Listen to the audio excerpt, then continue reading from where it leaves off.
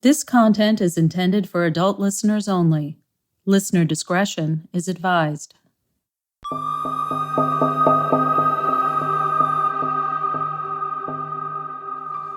I was in Dorado for quite a bit longer than I expected. I think for the first time in my life, I actually gained some weight. Good weight. And I learned how to dance. I'm now sitting on my knees on a straw mat in the middle of a large wood cabin, waiting for Chief Amihan Bekele. There are children playing outside, and I think there's a machine shop in the next unit over. I was given a Spam and rice musubi and canned root beer. Tamo was here when he was about 9. Chief Bekele, from what I remember, she's a tough one. I'm actually a little nervous. She's a rebel. She is understated, calculating, angry, and seeks retribution. She will not let me in without a lot of suspicion. She's a medical pathologist and had published controversial research findings of the variant, which would have proved Davidson's messaging as completely false. I do know that I should not bring up the practice of race separation. Hapa Resource was established in order to test the virility of the variant due to some fake assumptions about the complex genetics inherent in mixed-race people, and to mass-produce successful vaccines for monoracials. I'll need to learn from her as a pathologist how to assess the conditions of the mass grave sites, and if in fact different grave sites could have been cordoned off for specific races. Most importantly, I'd like to know if the variant really was race-specific.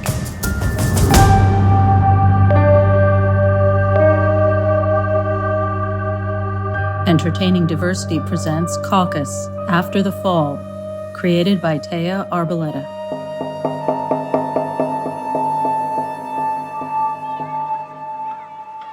It's really good to meet you, Chief Bekele. I really appreciate your time. I'm assuming you don't need me to take the rapid test. I am mixed race, you know. So you must know about Hapa Resource, which means you know that if you took the test, it's worthless, irrelevant. But at least you asked. You're very brave to come here. I'm just surprised. We're often seen as a pariah. Nobody would dare come here. I prefer it that way.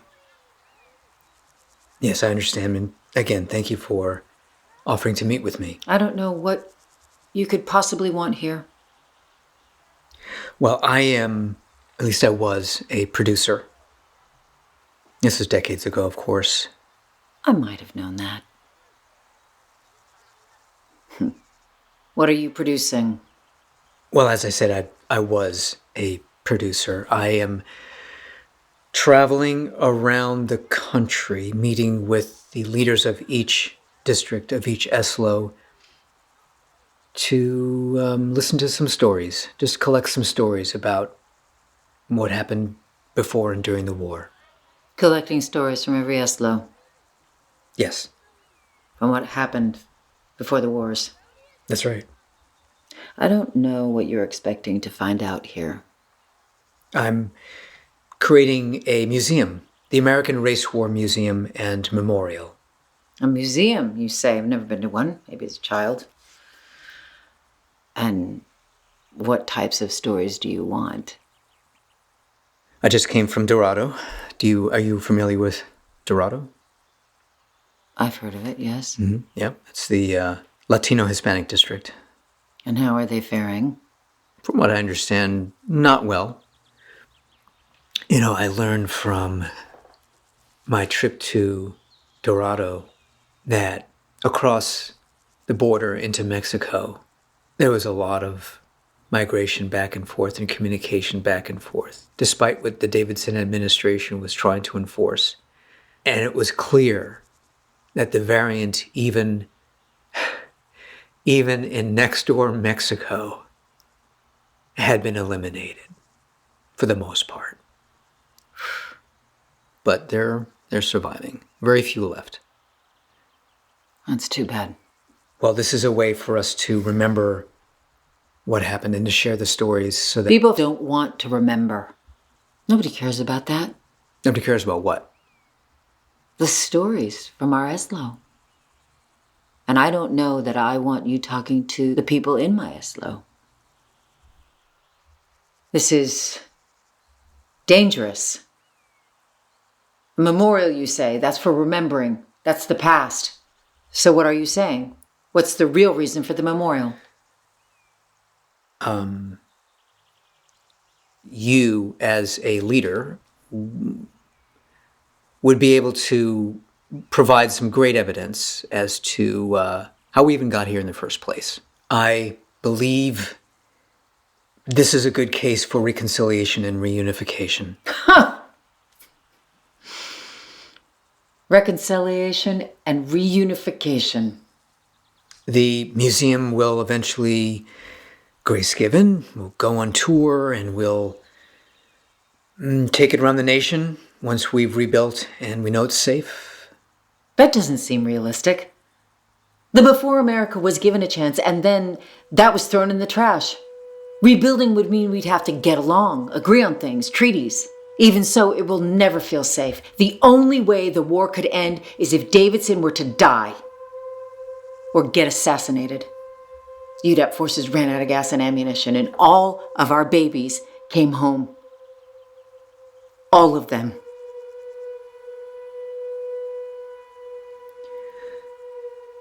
What if I were to tell you that the war is over? You can't joke like that. It actually may have ended some years ago. You cannot just casually sit here and throw those words around. That's actually how I got here and how I was able to travel around the before US. I have not seen much evidence at all of UDAP. I didn't really see much evidence of war, and the Eslos I had been to already, very similar. There didn't seem to be any real conflict. You would have to be crazy to think that we'd all get along now. Did you not hear me? You don't think that's possible? Davidson dead, and UDAP goes limp, and our babies come home from war. Davidson is dead. How do you know all this? We don't have all the details, but it's been confirmed. UDAP hasn't been operating at the Eslo borders for a couple of years now. The only thing I don't know is what happened to all those who were taken from us, but yes, Davidson is dead, and the war is over. How did you get this information? I would have killed Davidson myself. I should have been the one to go and fight. I thought UDAP just gave up on Hapa Resource. Our sources have shared with us vital information about the Northern Imperial and that Davidson is dead. Your sources. You have people on the inside. Not in the Northern... I couldn't imagine. Over the years, we have sent people into different districts, all the districts, including yours. You have people inside all Eslos? It's just information. We were just gathering information. Who are you people? Have you heard of Lamura? Yes, Lamura. It was a rebel organization, but defensive, not militarized. Are these the people that are inside these places? It was just information. That's really dangerous. Yeah. We haven't sent people in a while. We're looking for some of them. Well, who are they? Originally, it was supposed to be me and some others. The adults. We had trained to spy, infiltrate, tag into different Eslos, ask questions, spend a little bit of time. What is this tagging?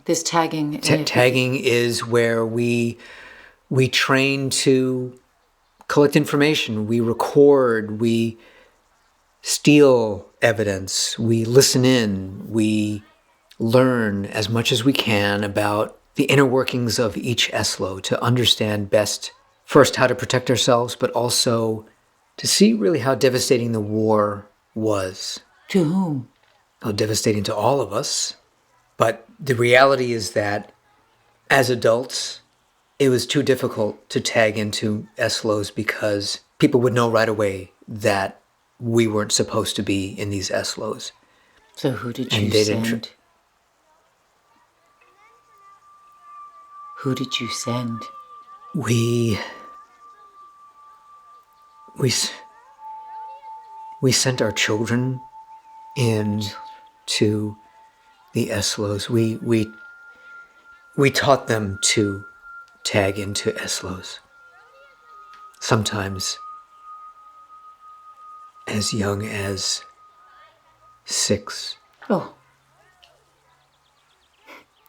Babies. Yeah, here are babies. Babies.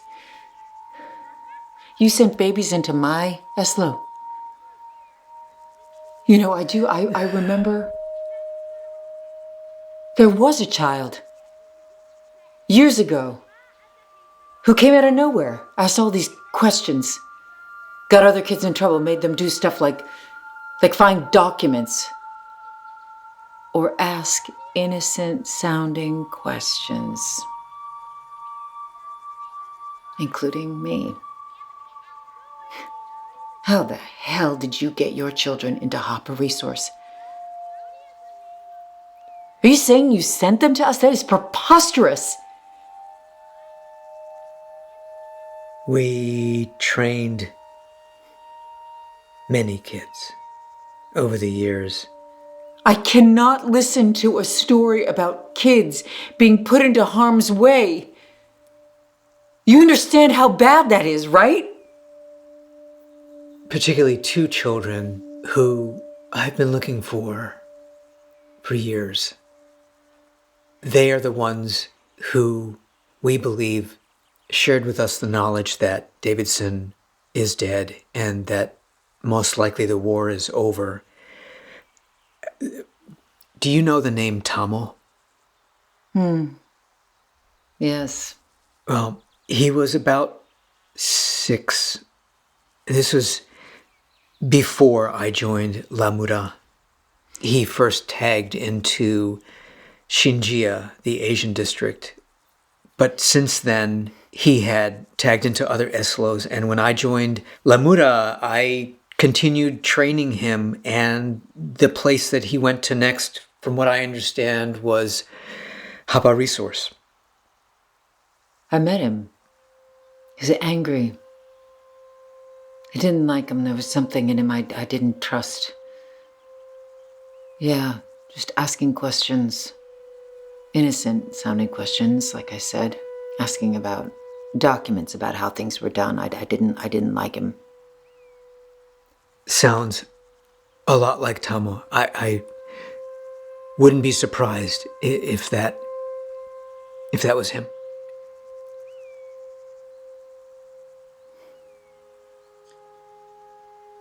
My first child, Amari, was taken from me. A boy, 2 years old.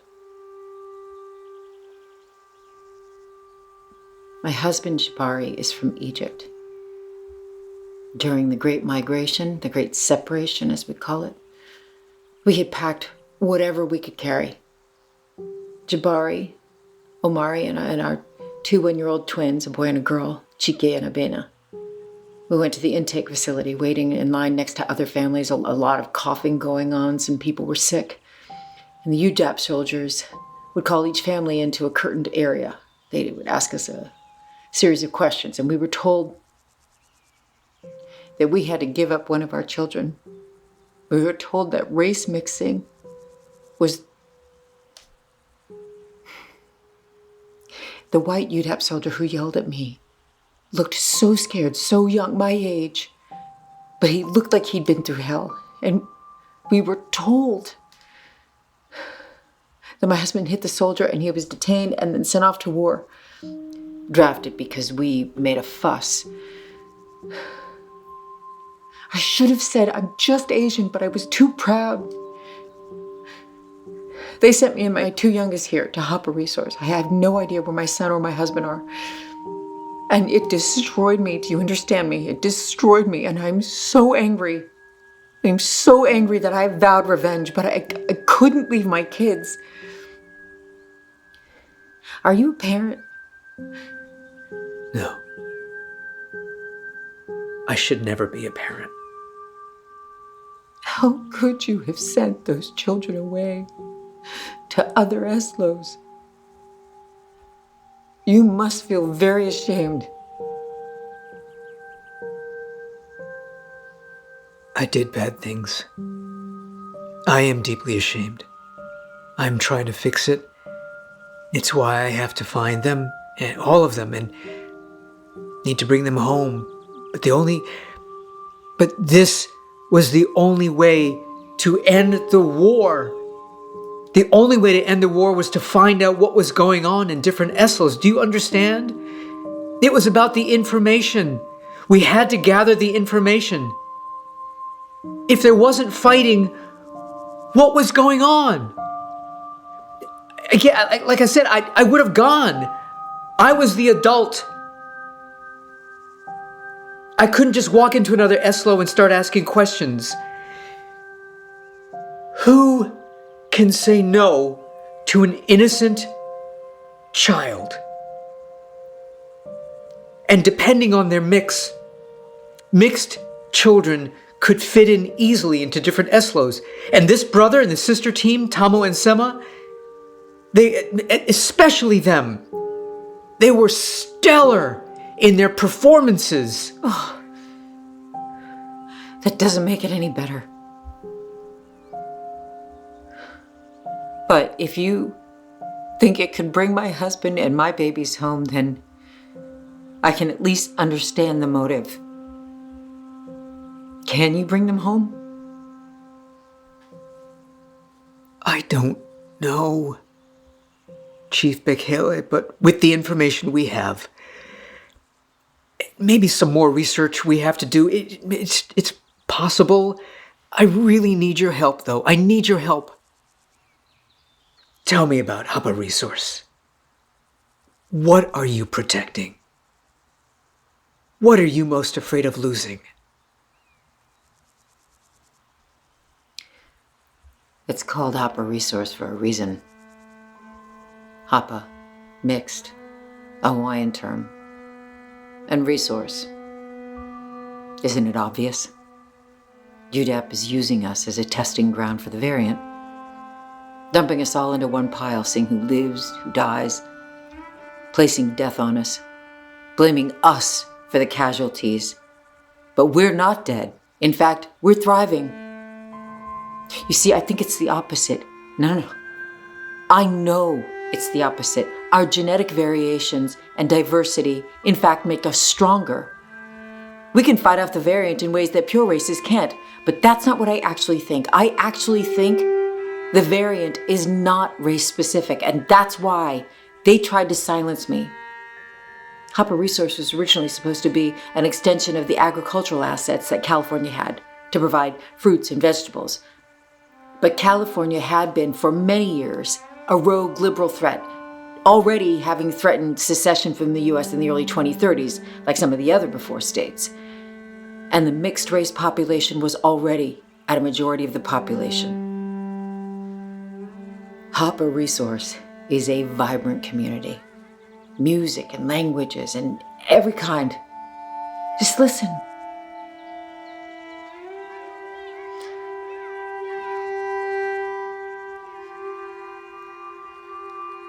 Contrary to assumptions, we're very healthy. It is very safe here. The phrase, it takes a village, literally, a village of all kinds of people looking out for one another, taking care of each other's kids. We never talk about race, though. We talk about culture. We celebrate our different cultures. We celebrate our same race. I couldn't imagine living life any other way now. I could not live in a world of monoracials. But UDAP and the Northern Imperial could never have anticipated this. We were relegated to being the breeding ground of mixed race, as an experiment. To prove me wrong about my research and my findings. But it doesn't matter because I know who I am.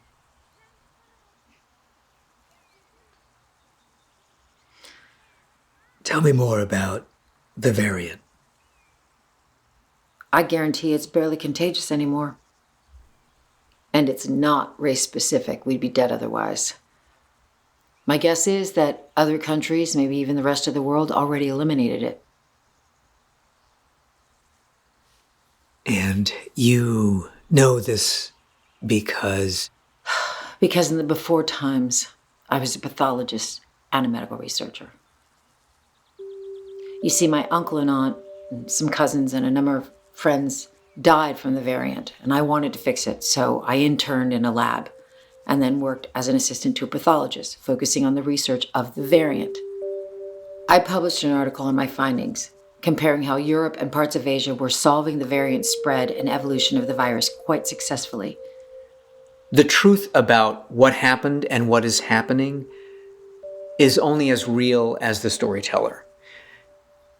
If I'm hearing from you that scientific evidence shows that the variant itself and the variants from that were not what we believed they were, that means that there is circumstantial evidence against the administration that sent those messages in the first place. Okay, so we're in agreement with that. Yes. Were you ever in jeopardy? Were you attacked for your work? Yes. I got hate mail and then a call from the FBI, or at least someone who was posing as an FBI agent.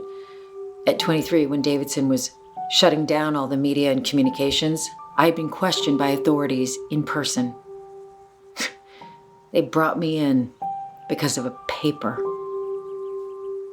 Also, because I made a case for how the variant is possibly not race-specific, I opened a can of worms. It must have been a threat to someone. Then twice in 2 weeks after leaving the lab, I was attacked by these assailants, physically. They didn't get anything, but I was beaten pretty badly. The only message I got then was like a letter in my mailbox, no return address, to stop all my research. And soon after that, as infrastructure failed, I couldn't work anymore. Then we learned about the race war. So many had died from the variant. I couldn't believe it. I was so scared because I'm mixed race. My parents are mixed race. My husband is mixed, and my kids are also mixed. And I knew we'd be in trouble. I didn't want any more children until I knew that my babies and my husband were safe and back home.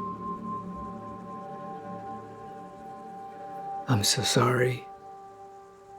I know that your research was really important to you and the rest of the country. I remember as a producer, I read some of your research papers in my own research, and it just makes me really wonder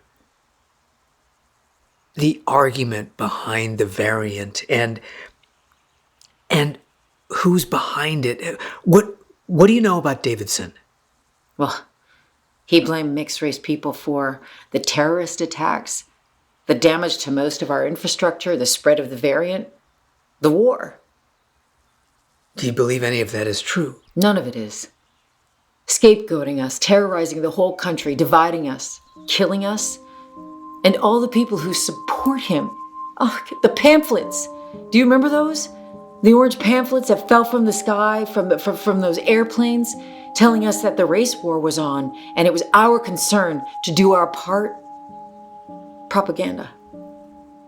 The sister and brother that I mentioned, Sema and Tamo, actually had infiltrated the Northern Imperial twice. And I know that I mentioned before that we hadn't been there, but I needed to know first what you knew. I just needed corroboration on what we learned, right? I needed to make sure that we were on the same page. Now, there are some other pieces of vital information you might be able to help me with. Tamo, as a new kid in New Raja, which is now Xinjia, as you know, the Asian district, he inadvertently told this husband and wife team, the Ashikagas, Akane and Hiroyuki, right, about what he learned in New Raja during his first tagging expedition. Do you know about this? The Ashikagas, yes, I know them. The wife Akane and her community took refuge here before launching to Hawaii, and we helped them get prepared. Akane returned here about 1 year and 8 months ago. We're still waiting for Hiroyuki. No word yet. We are preparing for the worst, as you can imagine. What concerns me, that Tamo had shared information with Akane Ashikaga about these big mounds, these large, fresh dirt hills. They looked very odd. And He was a kid. You can't expect a kid to get everything right, no matter how well you train them. Yeah, but what do you think about these? I think I know what you're talking about. Akane told us that there were these mounds, like you were talking about, fresh dirt, that they were very strange, that they looked like they were strategic in place and very large. She also said that the UDAP tire tracks looked like they had hauled large quantities of something back and forth and back and forth. She and her husband left with their people. They passed by these mounds, and they noticed how large they were. Some of our scouts have been there, but they've not been back since. They're not cordoned off by UDAP trucks. You sent scouts? Our scouts have not returned there. You should go and meet with Akane. She's up north by the California-Oregon border, in a safe place. Okay, I can do that. I hope that not only do we learn about what these mounds were, because they're just very curious. Why else would Tamo mention it? But I also need to find those children that we sent out into different eslos, the ones who never came home. And it's not just Tamo and Sema. Can you help me with that? That would be reason enough for me to join you when you're ready. I would never want to leave my home here, but something is really wrong. And I need to find my husband and my babies. And if you ever do find Tamo and Sema, and the others, I know you meant well, and I hate you for what you did, but I understand it. Thank them for me. Maybe we can bring them all home.